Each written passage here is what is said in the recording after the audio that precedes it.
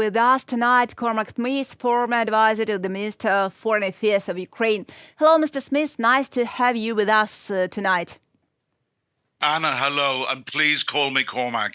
It's lovely to see you. Okay. Hello, Mr. Smith. Oh, sorry, Cormac. How are you? Hello, Henry. How are you? Nice. It's really been too long, my friend. Indeed it was. So my first question is not really actually my question, is the question of Rishi Sunak, who's the Prime Minister of Britain. He said that Vladimir Putin is afraid of peace summit. Is that the case, do you think? Yes, I think it is. And the first thing I would like to say is I would like to agree with every single word that my Prime Minister has just said in the clip that you played. I think this summit is not going to lead to peace anytime soon. I think the significance of it has brought over 90 world leaders together. And it is by drawing the sting from Vladimir Putin on Friday when he announced his absolutely ridiculous terms for peace negotiations, that the 4 provinces which Russia currently occupies, that Ukraine withdraw from them and give guarantees about never joining NATO.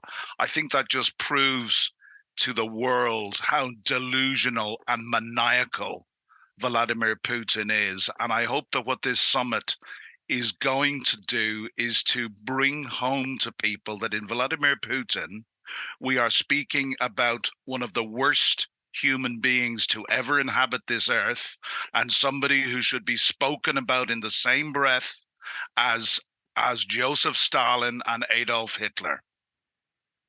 The U.S. mission is to uphold international law, which should be a priority for everyone. This said Kamala Harris during this summit. But my question is, how can the U.S., how can the whole world, the other countries, how Ukraine can make Russia, Putin, uphold international law? I think Henry can guess what I'm about to say. The only way to get Putin to uphold international law is to arm Ukraine to the teeth. And we in the West have not yet armed Ukraine to the teeth. The only way that international law can be upheld and Ukraine's borders can be returned to Ukraine is by going all in behind Ukraine and giving Ukraine every single weapon that they need to defeat Putin's hordes and drive them out of Ukraine. This is still not happening. We have had 28 months of incrementalism, and that first we wouldn't give them tanks, then we gave them tanks, but in truth, probably a fifth of the number they need. We're still talking about giving Ukraine F-16s. We've only recently said that under certain circumstances, Ukraine can use Western supplied weapons to strike targets inside Russia from where civilian targets and schools and hospitals are daily being targeted. So yeah, my answer is very, very simple. Go all in behind Ukraine and stop fearing Putin's nuclear saber rattling and threats. Because every time Putin has made a threat or sought to draw a red line in the sand, and we in the West have finally moved beyond that red line, Putin has pulled back and he has not delivered on his threats. And we have heard, only on Friday, we have heard more such nuclear threats where he addressed a group of Russian ambassadors and he hinted that maybe Russia would redefine its rules of nuclear engagement. Well, we've been hearing this since a number of days before the full-scale invasion began. Not years, really. We've been hearing that for a long time. You're absolutely right. But we see also positive shifts, like 80 countries and 4 organizations supported the final communique of the peace summit. This is something. And the full text of the draft declaration on nuclear safety, just by the way, in particular, the return of control over the Zaporizhzhia nuclear power plant to Ukraine. It also outlines ways to achieve global food security. The third point is the release of all prisoners of war through a full exchange and the return to Ukraine of all deported children and civilians. Well, the representatives from all world continents were present at this summit, Cormac, yet not all countries. So my question is, do you think we as a country could have done more to have more leaders to participate?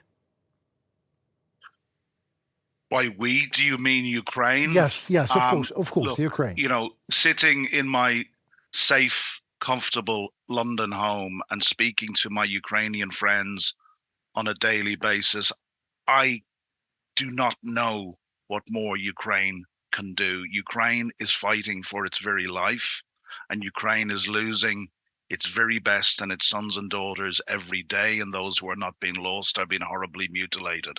I don't know what more Ukraine can do. It is us in the West that has to do more. And you know, one of the things, and I've said this to you before, Henry, one of the things we need to start doing, I've been saying this since 2016, is start seeing Russia through Ukrainian eyes and also through the eyes of other people in what I call the Eastern neighborhood, the Baltic states, where you come from, Poland, because, you know, these are the people who really understand Russia. Can I give I found a very interesting quote the other day. Michael Karaminski, who's the Speaker of the Polish Senate, was quite forthright when he said that Western leaders have been idiots and that, you know, they have been making the same mistakes and expecting a different result from Russia and from Vladimir Putin. And he finished off saying, if you give Russia your hand, they will eat you. This is what they are. Now, you know, the people that I met, worked with, and many I became friends with in Ukraine for 2 years between 16 and 18 made me finally understand this. So it's not what else Ukraine could have done. From my perspective, it's what more we in the West must do. Absolutely. You know, Ukraine, you understand that Ukraine now is the shield of Europe, at least of Europe. But does such a global summit like this help other countries to realize this, to understand? Yes, Anna, I think it does help other countries to realize. And, you know, I started off by saying, I reflected very carefully and on the meaningfulness of this summit, and I've obviously been following it closely since Henry asked me first to come on Friday. And I think the greatest significance, it's not going to lead to peace negotiations in the immediate future, but I think, as I say, that two things, if it can start really focusing the minds of leaders of the free world, and there will be those who will stay out of it and will either have already picked their side on Putin and China's side, or as many countries, for example, in the South, are sitting on the fence and waiting to fall into Russia and China's side, given the ideal circumstances. So I think this summit is helping to focus minds in the West, and I think it is also making it very, very clear to us, as I said, with Vladimir Putin, the world is dealing with one of the worst human beings we have ever seen, and somebody who, as I've said, can be mentioned in the same breath as Joseph Stalin and Adolf Hitler. Mm-hmm. Well, the thing is that we need, by we again, I mean Ukraine, we need to push some minds and some political leaders in high chairs to that same very thought, Cormac. We need, as a diplomat of Ukraine, to make more countries sign this final communique. How in the world we can do that, do you think? Let's speculate. Very hard for me to say. You know, I was a one-time diplomat for 2 years, but I learned more about diplomacy by my close friends who I worked with in the Ukraine. And, you know, a number of these people are now fighting at the highest level in very good friend of mine, Alexei Mikheyev in Berlin. I have friends in The Hague. And, you know, these guys and women sacrifice as much as the troops on the front line, and they fight every bit as much for Ukraine as the troops do.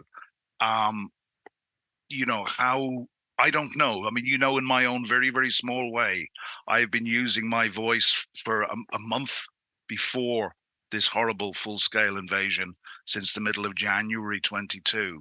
And I have been saying, and I sometimes look back at my very earliest interviews, I've not changed what I've been saying. I have been saying over and over again that this guy is the Hitler of the 21st century. We know the lies that Russia has told, and many useful idiots amplify them as an excuse for invading Ukraine. NATO was a threat, and Ukraine is full of Nazis, and Maidan was a US-backed coup. We've all heard this rubbish, and unfortunately, we still hear it. But I think we've all got to get smarter at the communication, because this is, and I think I've said this to you before, Henry, you know, this is a war where the communication field is more important, I believe, than any war in history. And we know, you know, I wrote an article with the foreign minister of Ukraine 7 years ago, and it was based on 3 things you need to understand about Russia. And one of those things was understanding their concept of hybrid warfare, which they have, in truth, been waging not just against Ukraine, but against all of Europe for at least 10 years, probably more. And as you know, one of the main components of hybrid warfare is disinformation. And, you know, Russia has been very effective in this field, and they have used it to win over far too many allies. So I think the one thing that I might gently add, because I'm in no position to tell my friends in Ukraine's diplomatic corps what they can do better or how they can do it, but the one thing that I would respectfully put forward, and indeed I've been putting it forward for over 28, 29 months, is we must still get better at the communication, at communicating truthfully and effectively, and winning hearts and minds around the globe. Well, there's nothing for me to say here. It's absolute truth. And thank you so very much for Thank you. you doing that, for your great effort. You are a great friend in need and indeed, Cormac Smith. Thank you so very much for your expertise and for your time. Henry, a delight to join both of you today. Delight for me as well. Thank you. Thank you for this Goodbye. support.